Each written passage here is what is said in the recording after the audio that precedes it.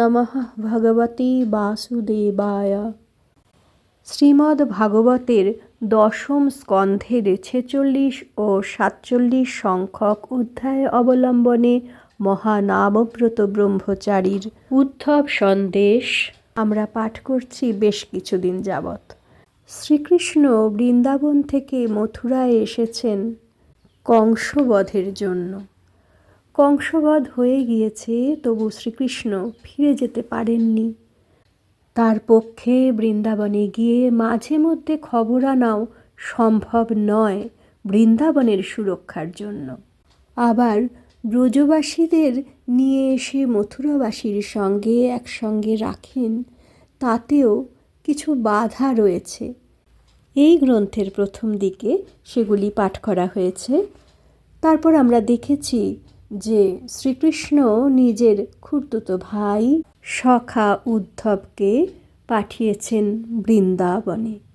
নন্দরাজের সঙ্গে উদ্ধবের সাক্ষাৎ হয়েছে, কথোপকথনও চলছে। সাধারণ মানুষ কিংবা ভগবান, পিতার অনুভূতি পুত্রের জন্য সর্বত্র এক। পুত্রের জন্য শ্রীনন্দের আকুলতা দেখে কিছু সান্ত্বনা বাক্য উদ্ধব বলে ফেলেছেন, যেগুলি শুনে নন্দরাজ একটু অসন্তুষ্টই হয়েছেন, মৃদু ভর্ৎসনাও করেছেন উদ্ধবকে। আজ তার পরবর্তী অংশ থেকে আমরা পাঠ রাখছি। দশম পর্বে রয়েছে নন্দরাজের দীনতা এবং 11 রয়েছে কৃষ্ণের ভগবত্তা। সুতীব্র বিরহ বেদনায় নন্দরাজার চিত্তে দৈন্যের উদয় হইল। দীনহীনের সুরে বলিতে লাগিলেন ব্রজরাজ, উদ্ধব, আমি কৃষ্ণের পিতা হইবার যোগ্য নই। কৃষ্ণ তো সাধারণ বালক নয়। গর্গমুনি নামকরণ কালে আমাকে বলিয়াছিলেন, গর্গস্ব বচনং যথা, গুণে কৃষ্ণ নারায়ণের সমান। কৃষ্ণ বলরাম সুরমুনিগণের ধেয়, এ কথাও তিনি কহিয়াছিলেন। ধেয় অর্থ হচ্ছে ধ্যানের যোগ্য। এখন মাঝে মাঝে মনে হয় আচার্যের বাক্য ঠিকই। তোমরাও তো স্বচক্ষে দেখিয়াছ, সেই কংস যার গায়ে বল হইবে 1000 হাতির, তাহাকে ধাক্কা দিয়া মাটিতে পাড়িয়া বধ করিল কৃষ্ণ। আর সেই কুবলয়াপির হস্তিটাকে মারিল কেমন অবহেলায়, দাঁত দুটো উৎপাটন করিয়া। চানুর, মুষ্টিক প্রভৃতি মল্লগুলোকে জমালয়ে পাঠাইল অবলীলাক্রমে। সিংহ যেমন বনের পশুগুলিকে ধরে আর মারে, সেই মতো মত্তহস্তি যেমন ইক্ষুদণ্ড ভাঙে, তেমন করিয়া ভাঙিল কৃষ্ণ শিবের ধনুখানা। ধনুখানা তো ছোটোখাটো ছিল না, দৈর্ঘ্য ছিল তার 3 তাল। 3 তাল অর্থ 100 হাত। পুরানো হইলেও জীর্ণ হয় নাই, বিশেষ সারবান ও শক্তই ছিল। এসবগুলি তো উদ্ধব তোমাদেরও চোখে দেখা, ব্রজেও কম দেখি নাই। 7 বৎসর বয়সে দাঁড়াইয়াছিল, গোবর্ধন গিরিখানাকে হাতে ধরিয়া 1 সপ্তাহ কাল। প্রলম্ব, ধেনুক, অরিষ্ট, তৃণাবর্ত, বক প্রভৃতি অসুরগুলি ভয়ে যাদের সুরাসুর কম্পমান, তাদের বধ করিয়াছে কৃষ্ণ খেলিতে খেলিতে। এগুলি সবই আমার চোখে দেখা।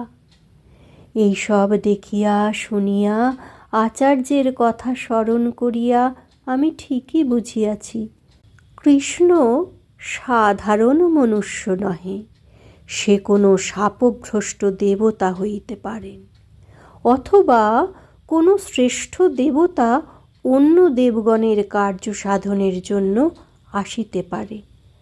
আমার নিতান্ত সৌভাগ্য, জন্ম জন্মান্তরের পুণ্যফল বা পিতা মাতামহের শুভ কার্যের ফল যে আমার মতো অতি সাধারণ মানুষকে সে বাবা বলিয়া ডাকিয়াছে। নতুবা তার পিতা হইবার যোগ্যতা আমার কিছুই নাই। আচম্বিতে নন্দরাজার এই দৈন্য আসিল কেন? ইহা বাৎসল্য রসের সমুদ্র উত্থিত অসংখ্য সঞ্চারী ভাবতরঙ্গের একটি ক্ষুদ্র তরঙ্গ। এই তরঙ্গ সখ্য বাৎসল্য রসের সমুদ্রেও দৃষ্ট হয়। পূর্বে বলিয়াছি, নন্দরাজ কৃষ্ণকে আদরের পুত্র বলিয়াই জানেন। কৃষ্ণের ভগবত্তা বা অন্য কোনো রূপ মহত্ত্ব তাহার ভাবনার পরিধিতে আসে না। যদি না আসে, তাহা হইলে তখন ওইসব ভাবনা আসিল কোথা হইতে? উত্তর এই, ব্রজের বাৎসল্য, সখ্য, মধুরতা তিন রসেই কৃষ্ণের ভগবত্তার অনুসন্ধান নাই। কিন্তু বিরহের তরঙ্গকালে উহার ক্ষণিক প্রকাশ পরিদৃষ্ট হয়। মিলনকালে তাহারা কখনো কৃষ্ণকে কোনো মহৎ ব্যক্তি বলিয়া ভাবে না। বিরহকালে যখন আর কৃষ্ণকে পাইব না এই মতো নৈরাশ্য আসে, তার বিরহ তাপে ভাবসিন্ধুর আলোড়নে ঈশ্বর ভাবের ক্ষণিক উদয় হয়। আবর্তিত তপ্ত দুগ্ধের কটাহ মধ্যে ক্ষুদ্র তৃণখণ্ডের মতো উহা একটু দেখা দিয়াই লোপ পায়, আর দেখা যায় না। উদ্ধব মহাশয়ের কৃষ্ণে ভগবদ্ বুদ্ধি তাহার স্থায়ী ভাবের অন্তর্গত, আর নন্দরাজে কৃষ্ণের মাহাত্ম্য স্ফূর্তি ক্ষণিক ক্ষুদ্র বীচিমালার মতো। তথাপি এই ক্ষেত্রে উদ্ধবের সঙ্গে কিঞ্চিৎ সাদৃশ্যেও উদ্ধবের একটি প্রকাণ্ড লাভ হইয়া গেল। বলিতে বলিতে থামিয়া গেলেন নন্দরাজ। গাম্ভীর্য ও ধৈর্য তাহাকে একটু যেন সোয়াস্তি দিল। একটি সুতপ্ত দীর্ঘ নিঃশ্বাস পরিত্যাগ করিয়া তিনি যেন একটু আশ্বস্ত হইয়া বসিলেন। ওদিকে কৃষ্ণজননী যশোমতী মূর্ছিতা হইয়া পড়িয়া আছেন পার্শ্বের প্রকোষ্ঠে।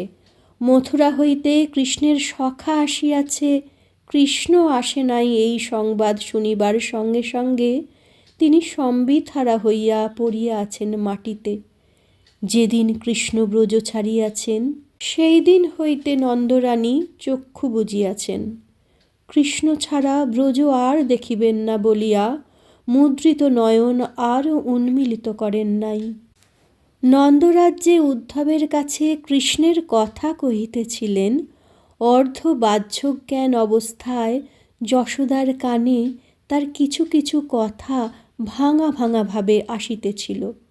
ওই কথা শুনিতে শুনিতে শুদ্ধ বাৎসল্য রসের উদ্দীপনে স্তনযুগল হইতে শ্রাবণের জলধারার মতো দুগ্ধধারা, আর নয়ন হইতে অশ্রুধারা দুইয়ে মিলিয়া যশোমতীর বক্ষের বসন একেবারেই সিক্ত হইয়া গিয়াছিল। লীলায় তখন কৃষ্ণের বয়স 11 বৎসর।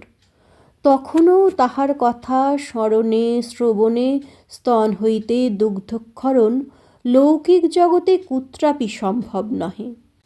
ইহার হেতু এই যে, প্রাকৃত জগতের পিতৃত্ব মাতৃত্ব হয় জন্ম জনকত্ব সম্বন্ধে। যশোদানন্দের সঙ্গে কৃষ্ণের সম্বন্ধ নিত্য, শাশ্বত, স্বতঃসিদ্ধ। বাৎসল্য রসের আশ্রয়ত্ব নিবন্ধনই কৃষ্ণের পুত্রত্ব ও নন্দ যশোদার পিতৃত্ব মাতৃত্ব, প্রাকৃত জন্মজনক সম্বন্ধে নহে। এই কারণে লীলায় কৃষ্ণের জাগতিক বয়স যতই হোক, নিত্যকালই তিনি যশোদাস্তনন্ধয়। এই নিমিত্ত নিত্যকালেই যশোদার স্তনক্ষরণ শত ও স্বাভাবিক। উদ্ধব নীরব হইয়া আছেন।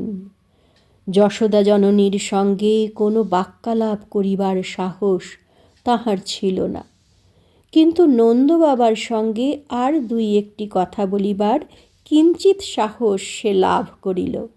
ইহাকেই উদ্ধবের মস্ত লাভ বলিয়াছি। আগেই বলা হয়েছিল যে উদ্ধবের একটি প্রকাণ্ড লাভ হইয়া গেল। এই লাভটা কি?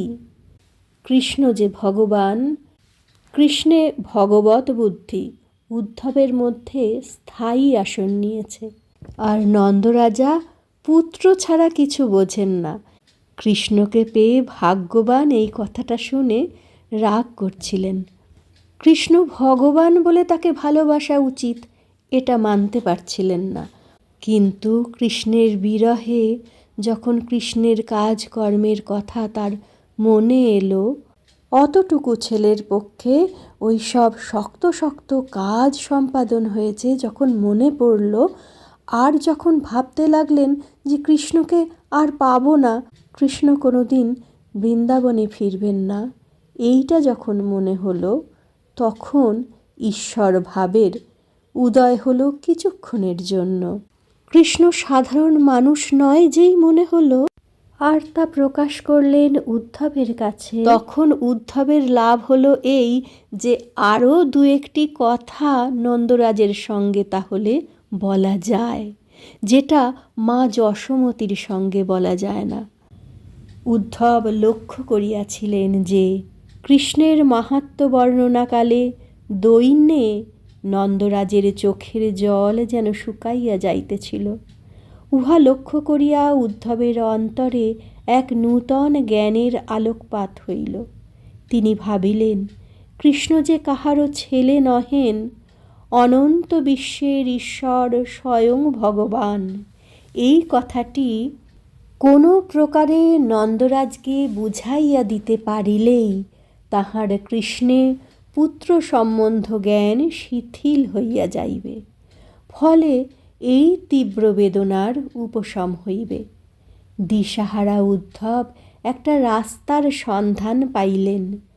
মুখ উদ্ধব কৃষ্ণের ভগবত্তা স্থাপনে নন্দবাবার কাছে মুখর হইয়া উঠিলেন। এতক্ষণ উদ্ধব বোবা হয়েছিলেন, প্রায় বুঝতে পারছিলেন না কিভাবে সান্ত্বনা দেবেন, কিভাবে প্রবোধ দেবেন। দু একটা কথা বলে মুশকিলে পড়ে গিয়েছিলেন। এখন যখন দেখলেন যে নন্দবাবা একটু একটু যেন বিশ্বাস করছেন যে কৃষ্ণ সাধারণ মানুষ নন, কোনো শাপভ্রষ্ট দেবতা, বা কোনো দেবতা অন্য দেবতার কার্য সাধনের জন্য পৃথিবীতে অবতীর্ণ হয়েছেন, তখন উদ্ধবের মনে হলো যে তাহলে নন্দবাবার এই যে বিরহ বেদনা, এর উপশম করা যায়। উদ্ধব মুখর হয়ে উঠলেন কৃষ্ণের ভগবত্তা স্থাপনের জন্য।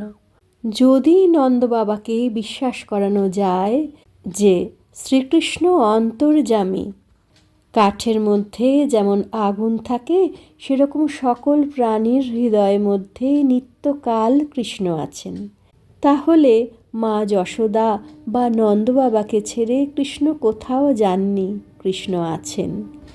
উদ্ধব মহারাজ বলতে শুরু করলেন। একাদশ পর্বে রয়েছে। উদ্ধব মহারাজ আবার আরম্ভ করিলেন কথা বলিতে। এবার বলিবেন শ্রীকৃষ্ণ যে ভগবান, এই কথা বলিবার উদ্দেশ্য নন্দরাজের কৃষ্ণ বাৎসল্য শিথিল করিয়া তাহার শোকের কথঞ্চিত অপনোদন করা।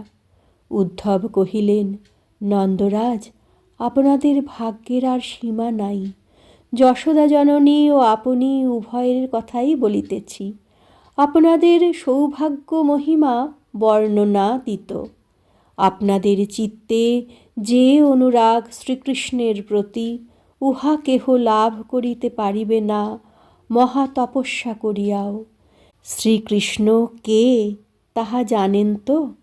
আপাত দৃষ্টিতে মনে হইতে পারে কৃষ্ণ বুঝি 10 জনের মতো একজন মানুষ, কিন্তু বস্তুত তাহা কখনোই নহে।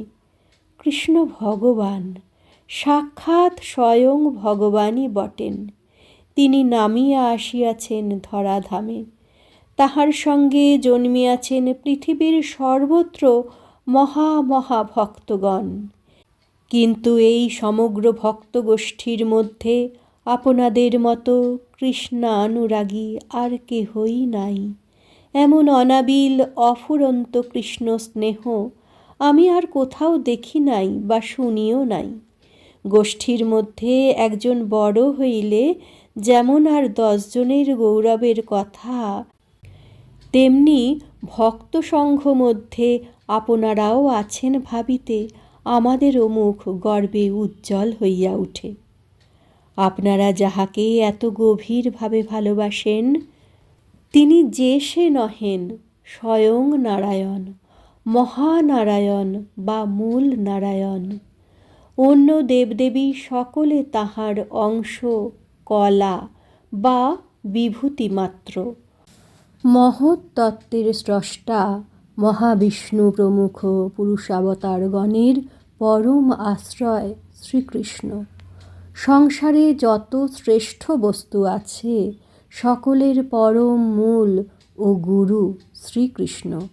এমন মহাধনকে বশীভূত করিয়া ফেলিয়াছেন প্রীতির দ্বারা। আপনাদের ভক্তির কি আর তুলনা আছে? এমন ভক্তিধন যাহাদের আছে, তাহাদের মতো মহাভাগ্যশালী জগতে আর কে আছে? আপনারা যাদের পুত্র মনে করেন নন্দরাজ, সেই কৃষ্ণ বলরাম যে কি বস্তু, তাহা আরও ভালো করিয়া বলি, শুনুন। কৃষ্ণ ও রাম, রাম অর্থে এখানে বলরাম, কৃষ্ণ ও রাম এই নিখিল বিশ্বজগতের বীজ ও যোনি। বীজ ও যোনি বলিতে নিমিত্ত কারণ ও উপাদান কারণ বুঝায়। একটি ঘটের বীজ হইল কুম্ভকার, যোনি হইল মৃত্তিকা। একটি জীবদেহের পিতা হইলেন বীজ, মাতা হইলেন যোনি। সকল জগতের বীজ ও যোনিতে ভেদ আছে, পৃথক বস্তু হওয়া প্রয়োজন। কিন্তু নিখিল বিশ্বের যিনি মূল, তিনি একাধারেই নিমিত্ত ও উপাদান উভয় কারণ বটেন।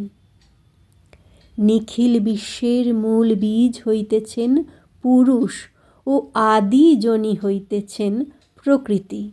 সকল পুরুষের আশ্রয় যে পরম পুরুষ, তিনি শ্রীকৃষ্ণ। সকল প্রকৃতির ঈক্ষণকারী ও ক্ষোভকারী পুরুষ হইলেন পরম পুরুষ শ্রীকৃষ্ণের অংশকলা। নিখিল বিশ্বের যাহা কিছু, সবই শ্রীকৃষ্ণের বিভূতি। এমনকি নির্বিশেষ ব্রহ্মেরও তিনি প্রতিষ্ঠা বা মূলাশ্রয়। অনন্ত জগৎ সৃষ্টি করিয়া আবার ইহার মধ্যে প্রবেশ করিয়াছেন শ্রীকৃষ্ণ অন্তর্যামী রূপে। প্রবেশ করিয়াও তিনি কিন্তু মাইক বস্তুর সঙ্গে লিপ্ত হন নাই। আমরা এর আগে পাঠ রেখেছিলাম শ্রীমদ্ ভাগবতে শ্রীকৃষ্ণের জন্ম রহস্য, তাঁর অবতারত্ব, 10 অবতার ছাড়াও আর যে অবতার অর্থাৎ কলা বা বিভূতি কিভাবে অবতীর্ণ হয়েছেন পৃথিবীতে, সমস্তই আলোচনা করা আছে। আগ্রহী শ্রোতা বন্ধুরা শুনতে পারেন, আমি ডেসক্রিপশন বক্সে লিংক দিয়ে রাখব। শুনলে আরেকটু বুঝতে সুবিধা হবে। বারবার শুনলে, বিভিন্ন রকম গ্রন্থের কথা শুনলে বিষয়গুলি অনেকটা সহজবোধ্য হবে। আর এই যে এখানে বলা হলো নিখিল বিশ্বের যিনি মূল, তিনি একাধারেই নিমিত্ত এবং উপাদান উভয় কারণ বটেন, বা নির্বিশেষ ব্রহ্মেরও তিনি প্রতিষ্ঠা বা মূলাশ্রয়।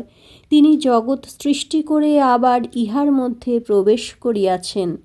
এই সকল কথাগুলি অনেক বেশি বুঝতে সুবিধা হবে শ্রীমদ্ ভগবদ্গীতার 10ম অধ্যায় বিভূতি যোগ বা 11 অধ্যায় বিশ্বরূপ যোগ পাঠ করা যায় বা শোনা যায়, অনেক সহজবোধ্য হবে। শ্রীমদ্ ভগবদ্গীতার 11 অধ্যায় বিশ্বরূপ দর্শন যোগে বিশ্বরূপ যখন দর্শন করাচ্ছেন শ্রী ভগবান অর্জুনকে, তখন অর্জুন স্তব করছেন, তব দেহে শ্রীনিবাস সর্বদেবতার বাস, নানাবিধ দেখি প্রাণীগণ, দিব্য ঋষিগণ কত, হেরি নাগগণ যত, বসি ব্রহ্মা কমল আসন। বিশ্বরূপ বিশ্বেশ্বর কতই তব উদর, বহু বাহু বহু মুখ আঁখি, অনন্ত রূপ মাধুরী তোমায় সর্বত্র হেরি, আদি অন্ত মধ্য নাহি দেখি। কিবা গদা চক্রধারী বিশ্বময় দীপ্তিকারী তেজপুঞ্জ কিরীট মাথায়, প্রচণ্ড মার্তণ্ড প্রভা দুর্নিরীক্ষ অগ্নি আভা, অপ্রমেয় নিরখিত মায়। তুমি ব্রহ্ম সারাৎসার জ্ঞানীর জ্ঞাতব্য আর, বিশ্বের আশ্রয়ে জানি আমি। তুমি নিত্য সত্যগতি সনাতন ধর্মপতি, চিরন্তন পুরুষ যে তুমি। সৃষ্টি স্থিতি লয় নাই একি দেখিবারে পাই, বহু বাহু চন্দ্র সূর্য আঁখি, তেজে বিশ্বতাপ পায় অমিত প্রভাব তাই, কি প্রদীপ্ত অগ্নিমুখ দেখি। অন্তরিক্ষ চরাচর ব্যাপ্ত তব কলেবর, সব দিকে একমাত্র তুমি। ভয়ঙ্কর রূপ হেন নিরখি ত্রিলোক যেন ভয়ে কাঁপে দেখিতেছি আমি। ওই দেবগণ হায় প্রবেশে তোমার কায়, কৃতাঞ্জলি পুটে কেহ ডাকে। মহর্ষিরা সিদ্ধগণ স্বস্তি স্বস্তি উচ্চারণ, করি স্তব করিছে তোমাকে। রুদ্রগণ চমৎকার দ্বাদশ আদিত্য আর, অষ্টবসু সাধ্য দেব কত। বিশ্বদেব সমুদয় অশ্বিনী কুমারদ্বয়, বিশ্বময় বায়ু আছে যত। আর সেই পিতৃগণ গন্ধর্ব অগণন, যক্ষ সিদ্ধ অসুর সকল। তব বিশ্বরূপ হেরি অবাক হইয়া হরি, তোমাকেই দেখিছে কেবল। বহুমুখ উরুবাহু চরণ উদর বহু, বহু নেত্র দন্তে ভয়ঙ্কর। রূপ হেরি সর্বজন মহাভয়ে নিমগন, ভয়াকুল আমার অন্তর। হে বিষ্ণু আকাশ পূর্ণ জ্যোতির্ময় বহুবর্ণ, দীপ্ত নেত্র নিরখি তোমায়। বিস্তৃত বদন হেরি ধৈর্য শান্তি নাই হরি, ভয়ে মরি কি করি উপায়। ভয়ঙ্কর দন্তধারী কালাগ্নি বদন হেরি, দিক ভ্রম হতেছে আমার। মনে নাই সুখলেশ ভীত আমি হে দেবেশ, সুপ্রসন্ন হও বিশ্বাধার। লইয়া ভূপাল কত ধৃতরাষ্ট্রপুত্র যত, ভীষ্ম দ্রোণ ওই কর্ণবীর। আমাদের যোধাসনে ধাববান মহারণে, পরক্ষণে হইয়া অধীর।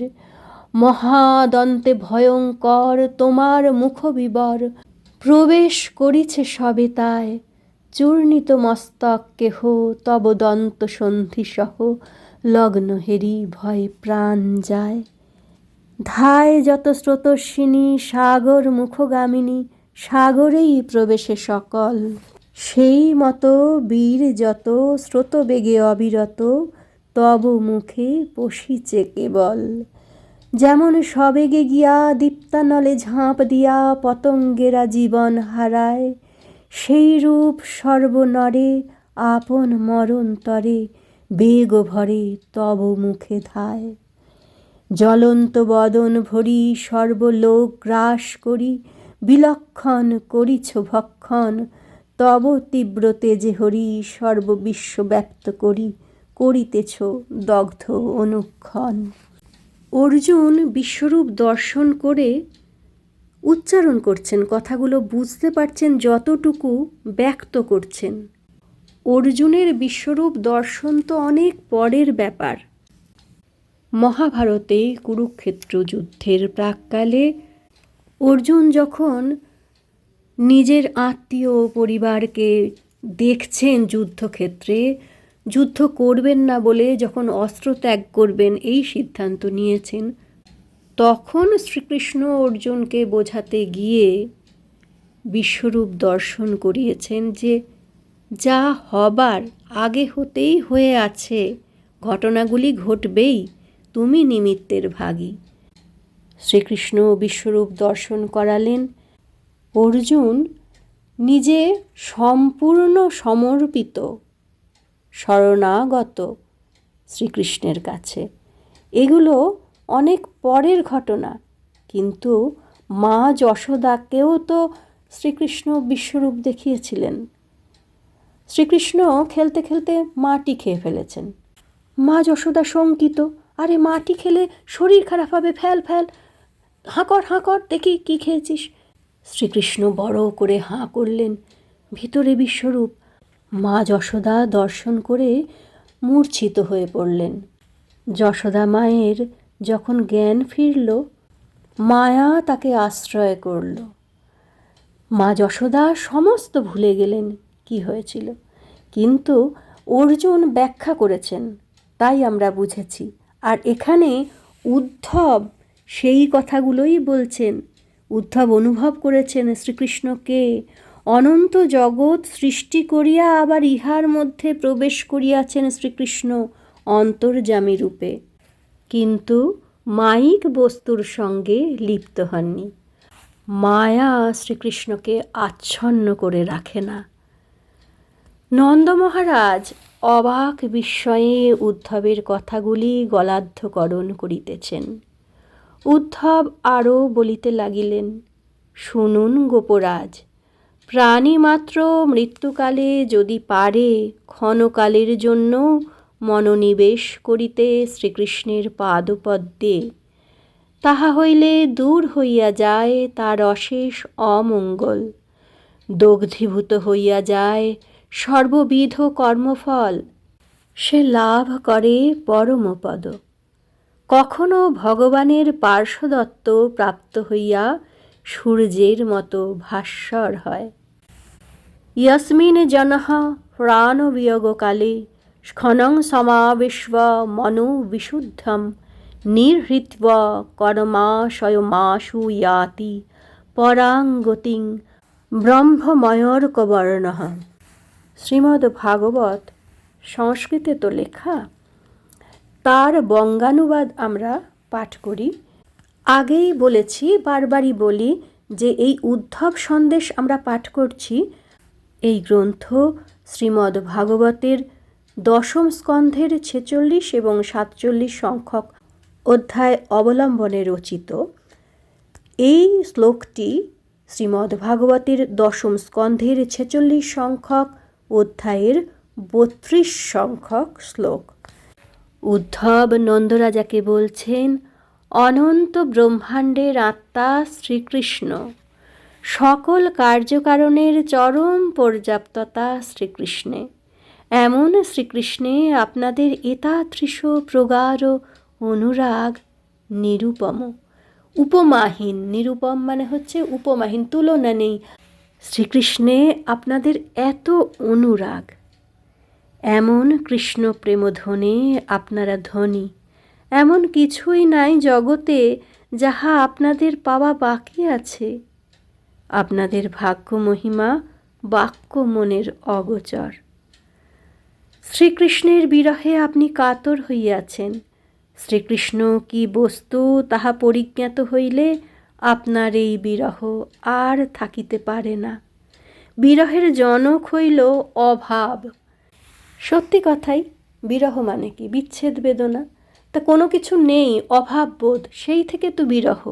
তা আপনাদের কি নেই? আপনাদের এত বিরহ কিসের? শ্রীকৃষ্ণের বিরহে আপনি কাতর হইয়াছেন। শ্রীকৃষ্ণ কি বস্তু তাহা পরিজ্ঞাত হইলে আপনার এই বিরহ আর থাকিতে পারে না। বিরহের জনক হইল অভাব। যাহার অভাব কোনো দিন কোনো স্থানেই নাই, তাহার বিরহ হইবে কি রূপে? কাষ্ঠের মধ্যে যেরূপ অগ্নি থাকে, সেইরূপ সকল প্রাণীর হৃদয়ের মধ্যে নিত্যকাল কৃষ্ণ আছেন। নন্দরাজ, আপনার হৃদয় মধ্যে কৃষ্ণ আছেন, সুতরাং শোকের কোনো কারণ নাই। আর খেদ করিবেন না, কৃষ্ণ অতি নিকটে, তাহাকে দেখুন। নন্দরাজ, আপনি যে মনে করেন কৃষ্ণ আপনার প্রিয় পুত্র, কৃষ্ণের তত্ত্ব জানেন না বলিয়াই আপনার ওই রূপ ভাবনা। কৃষ্ণ পরব্রহ্ম, তিনি মায়াতীত, নির্লেপ, নির্বিকার। তাহার কেহ প্রিয় নাই, কেহ অপ্রিয়ও নাই। পূর্ণ কাম যিনি, তার আবার আপন পর কি? আপনারা মনে করেন যে কৃষ্ণের আপনারা পিতা মাতা, ইহা ঠিক নহে।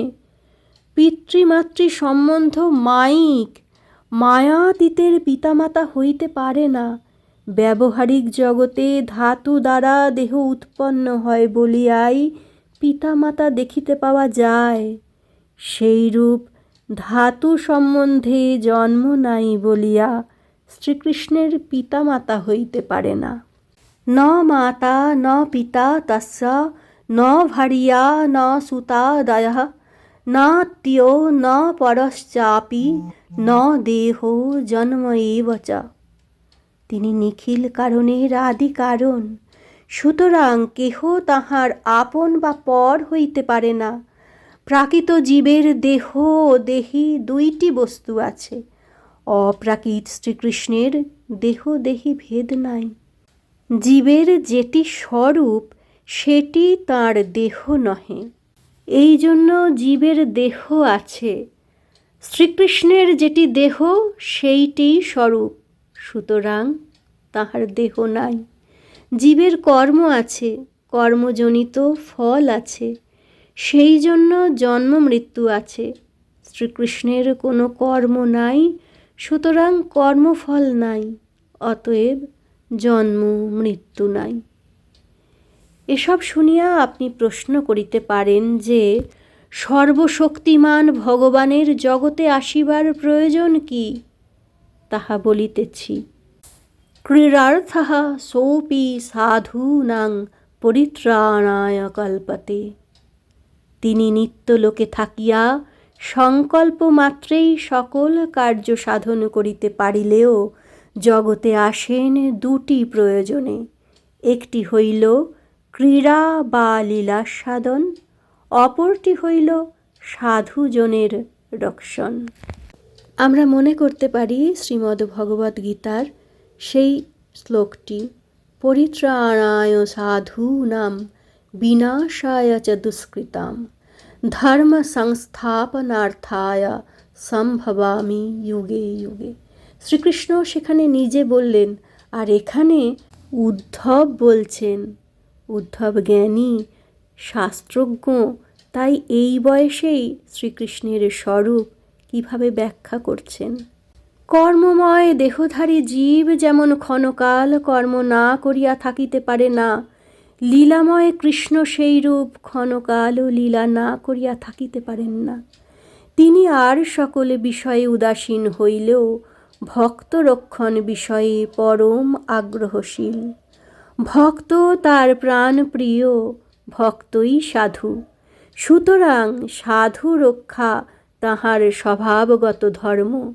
বলা হলো যে সাধুদের পরিত্রাণের জন্য তিনি পৃথিবীতে অবতীর্ণ হন। সাধু কারা? সুন্দর সহজ উত্তর যে ভক্তরাই সাধু। ভক্তের ভগবত ভজনে যে কোনো প্রকারের বাধা উপস্থিত হোক তাহা তিনি দূর করেন, আর ভজনের যত প্রকার অনুকূলতা তাহা তিনি সৃষ্টি করেন। অসুরাদির অত্যাচারে ভক্তের ভজনের বিঘ্ন হয়, তাহা তিনি দূর করেন। আমরা রামায়ণ পাঠ করছিলাম, শ্রোতা বন্ধুদের নিশ্চয় মনে আছে রামচন্দ্র কিভাবে ওই তপবনবাসী তপস্বীদের রক্ষা করেছেন রাক্ষসকুলকে নিধন করে। অসুরাদির অত্যাচারে ভক্তের ভজনের বিঘ্ন হয়, তাহা তিনি দূর করেন। আর ভক্ত যদি ভগবানকে পুত্ররূপে, সখা রূপে বা বল্লভ রূপে ভালোবাসিতে চাহে, আর সেই রূপে তাহাকে না পায়, তাহা হইলে তাহার ভজনের অনুকূলতা হয় না। এজন্য তিনি সেই রূপে আবিষ্ট হইয়া ভক্ত পালন ও লীলাস্বাদন করিয়া থাকেন। আপনারা শ্রীমদ্ ভাগবত না শুনতে পারেন, শ্রীমদ্ ভগবদ্ গীতা না জানতে পারেন। রবীন্দ্রনাথের গানটা তো সবাই শুনেছেন যে আমায় নইলে ত্রিভুবনেশ্বর তোমার প্রেম হতো যে মিছে। সেই প্রেমকে আস্বাদন করার জন্য তিনি আসেন। তাই তোমার আনন্দ আমার পর, তুমি তাই এসেছ নিচে। কেউ সন্তান রূপে গোপাল সেবা করছেন, কেউ সখা রূপে কৃষ্ণের সেবা করছেন। দাস্য সখ্য বাৎসল্য যে যেভাবে চাইছেন কৃষ্ণের অনুরাগ লাভ করছেন।